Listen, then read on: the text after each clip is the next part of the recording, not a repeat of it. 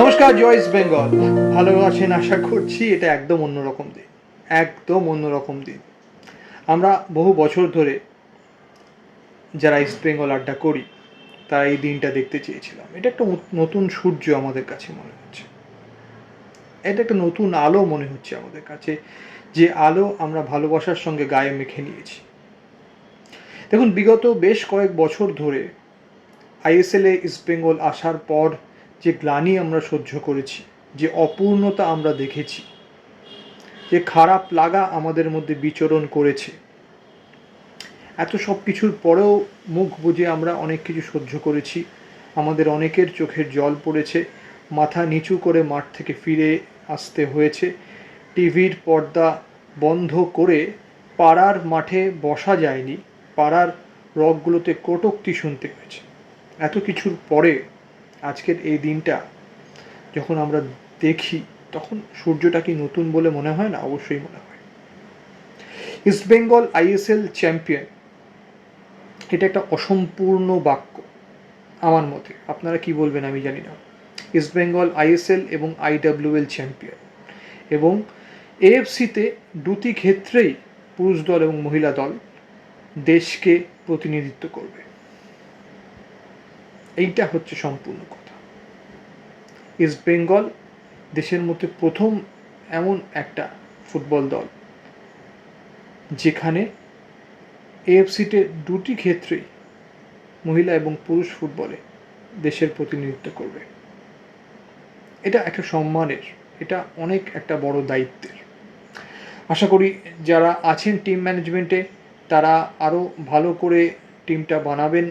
যেখানে যেখানে অপরিপূর্ণ কিছু রয়েছে, ফাঁক ফোকর রয়েছে, সেগুলোকে বুঝিয়ে দেবেন এবং এএফসিতে ভালো একটা পারফরমেন্স করে আমরা দেশের মুখ উজ্জ্বল করতে পারব।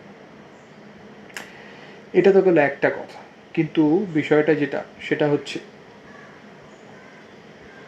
ইস্টবেঙ্গল কালকে আইএসএল ট্রফিটা পাওয়ার পর রাত্রিবেলা নিতু দত্ত দেবব্রত সরকারের গাড়ি করে ট্রফিটা আমাদের ক্লাব তাবুতে লেসলি গ্লোরিয়াস সরণিতে আনা হয়। আর এই মুহূর্তে আপনারা যারা দেখছেন বা পরে যারা দেখবেন, আজকে বর্ণাঢ্য অনুষ্ঠান হবে ক্লাবে, ডিসপ্লে হবে সব কিছু। ক্লাবের তাবুতে আইএসএল ট্রফি, আইডব্লিউএল ট্রফি পাশাপাশি রয়েছে, দুই ভারত সেরা ট্রফি। ভারতের অন্য কোনো ক্লাবে দেখেছেন কি এটা? না, দেখেননি। খোঁজ নিয়ে নিন ভালো করে, দেখেননি, কোথাও দেখেননি, ভারতে কোথাও নেই। দেখুন, বিষয়টা যেটা হচ্ছে যে বিগত 5-6 বছর ধরে ইস্টবেঙ্গলকে বিভিন্ন রকমভাবে আটকানোর চেষ্টা করা হয়েছে। আজকে আমি বলবো, বলার কোনো বাধা নেই, মনে এমন কোনো বাধা নেই যে আমি বলতে পারব। খেলার মাঠে রেফারি লেলিয়ে দিয়ে একটা কম্প্রোমাইজড লিগ করে, যে লিগটার মধ্যে কোনো স্বচ্ছতা নেই, সেই লিগ পরিচালনা করে সেখানে ইস্টবেঙ্গলকে অপমানিত করার চেষ্টা করা হয়েছে। অনেক দল তাদের ম্যানেজমেন্ট এর পিছনে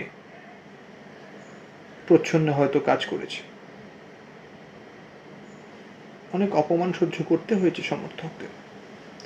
যুব ভারতীর অলিন্দ থেকে বেরিয়ে যখন রাজপথে পড়েছে সমর্থকদের পা, সেই পা কিন্তু খুব সহজে বাড়ির দিকে এগোতে পারেনি। বহু রাত মনে হয়েছে আমরা সেই রাস্তায় বসেই কাটাই। কী করে ফিরবো নিজের পাড়ায়, কী করে মুখ দেখাবো? এই স্মৃতিগুলো আপনাদের হচ্ছে না? এটা তো শুধু আমার মুখের কথা নয়, এটা আপনাদের মুখের কথা না, অবশ্যই আপনাদের মুখের কথা। আমি জানি, I know that very well. কারণ কি, ওই রাস্তায় আমিও পা রেখেছি। তো যাই হোক, আজকে কিছুদিন আগেই দেখছিলাম আমি, আজকে কেন, যে ডার্বি ম্যাচের আগে একটা এরকম পরিস্থিতি তৈরি করা হলো। কার ঠিক কার ভুল, কে দায়ী কে দায়ী নয়, সেটার প্রসঙ্গে আমি যাব না। রটিয়ে দেওয়া হলো, ইনভেস্টার থাকবে না, ইস্টবেঙ্গলের সমস্ত খেলোয়াড়কে ছেড়ে দেওয়া হচ্ছে। তখন আমরাই বলেছিলাম যে this is extremely untimely behaviour.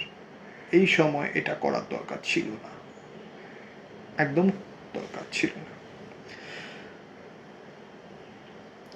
কে বা কারা এটা করেছে ভগবান জানে, কিন্তু গুরুত্বপূর্ণ ম্যাচের আগে খেলোয়াড়দের এবং কোচের মনোবল ভেঙে দেওয়ার চেষ্টা করা হয়েছে। কোচও সেরকম কিছু বলেছে। সব ঘটনাই তো আপনারা জানেন।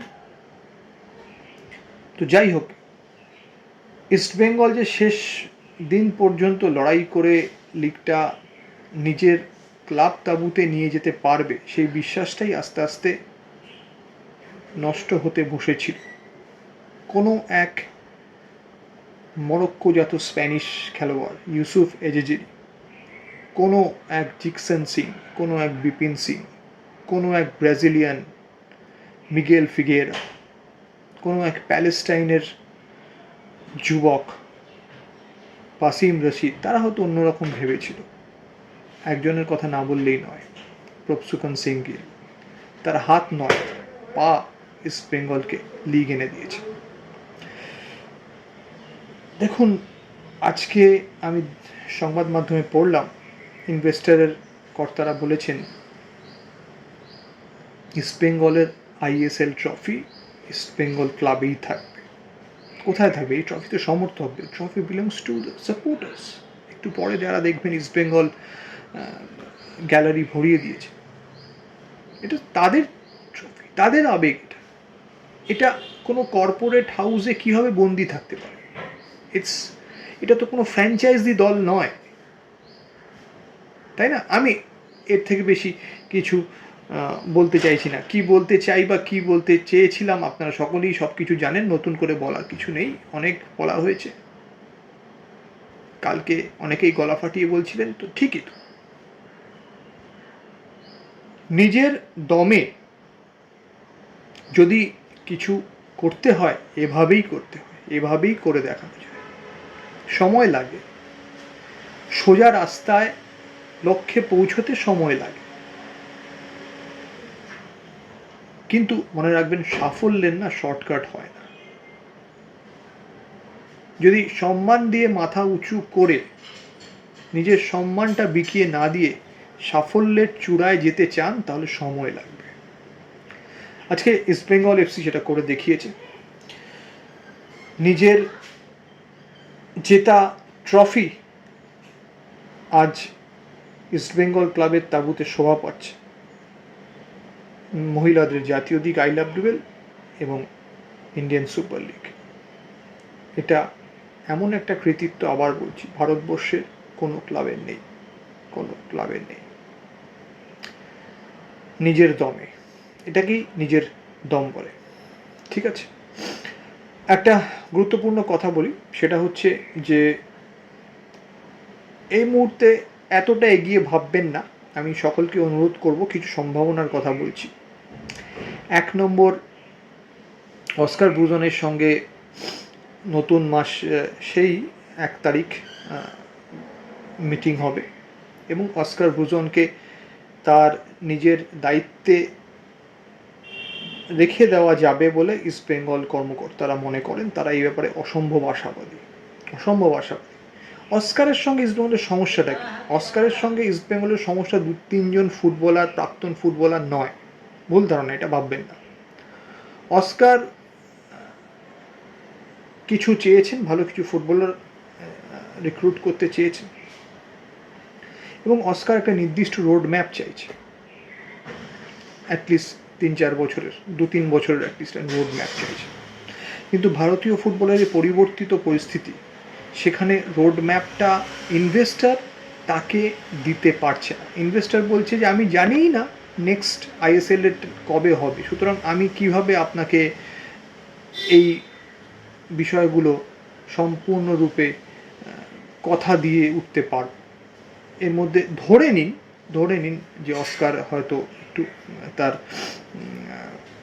রেমুনারেশন হাইক চাইতে পারে, এটার সম্ভাবনা রয়েছে। এটা আমি ভেঙে অতটা ডেপথে আমি বলতে পারবো না, এটা সম্ভাবনার কথা বলছি। অস্কার কিছু ভালো ফুটবলারের কথা আলোচনা করতে চেয়েছে, এটা তো অবশ্যই আমি আপনাদের বলতে পারি, এটা কনফার্ম করতে পারি। বিদেশি ফুটবলার এবং ভারতীয় ফুটবলার দু একটা পজিশনে, তার মধ্যে লেফট ব্যাক পজিশনটা রয়েছে এবং তার মধ্যে রাইট উইং পজিশনটাও রয়েছে। দুটো উইংই রয়েছে বেসিক্যালি, বাট আমার মনে রাইট উইং পজিশনটা রয়েছে। খেলোয়াড়ের নাম বলছি না, কারণ ইটস টু আর্লি। আমার মনে হয় যে এই ব্যাপারটা ধোঁয়াশা রয়েছে এখন। তো এই বিষয়গুলো রয়েছে। আরেকটা বিষয় রয়েছে, অস্কার নিজের যে সাপোর্ট স্টাফরা রয়েছে তাদেরও নিরাপত্তা চায়। নিরাপত্তা মানে বলতে চাইছি যে কাজের ক্ষেত্রে নিরাপত্তা চায়। তো এই বিষয়গুলো তখনই ইনভেস্টার কনফার্ম করতে পারবে যখন ইনভেস্টার জানবে আইএসএলটা এই সময় শুরু হয়ে যাচ্ছে। ঠিক আছে? তো এইটা যতক্ষণ না হচ্ছে ততক্ষণ ইনভেস্টরের পক্ষে এই বিষয়গুলো বলাটা সম্ভব হচ্ছে না। আর আমার যা ধারণা, মোটামুটি ধরে নিন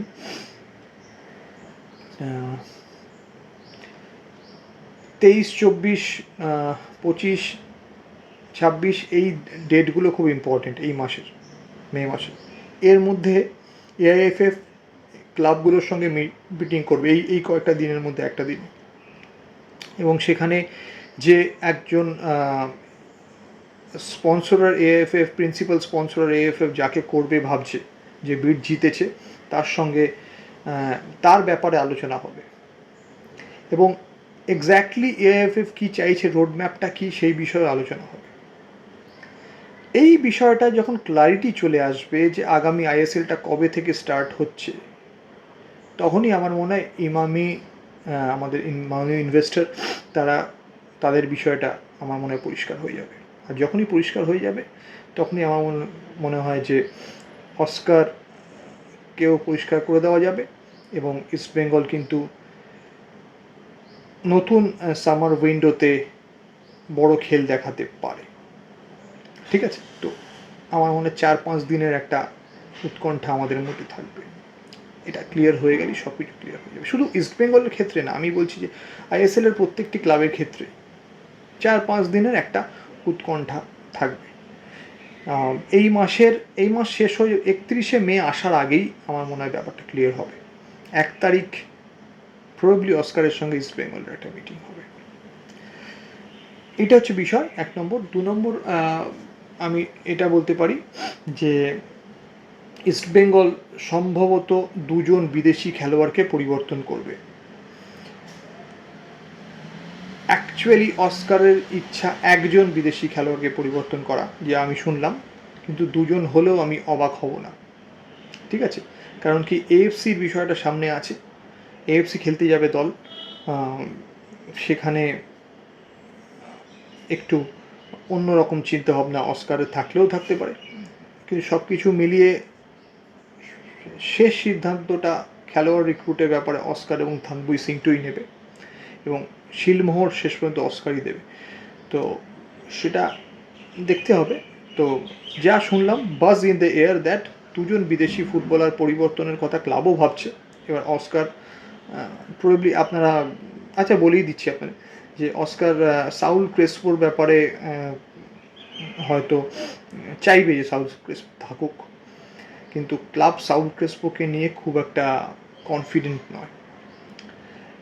এটা নয় যে সাউল ক্রেসপো খারাপ খেলোয়াড় বা কিছু, অ্যাভেলেবিলিটির একটা কোয়েশ্চেন মার্ক হয়েছে। আবার যদি 2 বছরের চুক্তি চাইবে সাউল, কিন্তু আবার 2 বছর সাউলকে টানার ব্যাপারে ক্লাব নিজেই একটু সন্দিহান। তো সব মিলিয়ে এই দেখতে হবে। 5-6 দিনের একটা, আমি যে বললাম, উৎকণ্ঠা থাকবে। অস্কারের সঙ্গে মিটিংটা আমি আশা করি সম্পূর্ণরূপে সফল হবে, হওয়াতেই হবে। আমি কালকেই বলছিলাম, ইস্টবেঙ্গল সমর্থকদের ভালোবাসা, তাদের অত্যাচার, এত সব কিছুকে টপকে কলকাতা বিমানবন্দর পর্যন্ত অস্কারের যাওয়াটা কিন্তু সহজ হবে না, সুতরাং আপনারা ধরতেই পারেন অস্কার থাকছেন।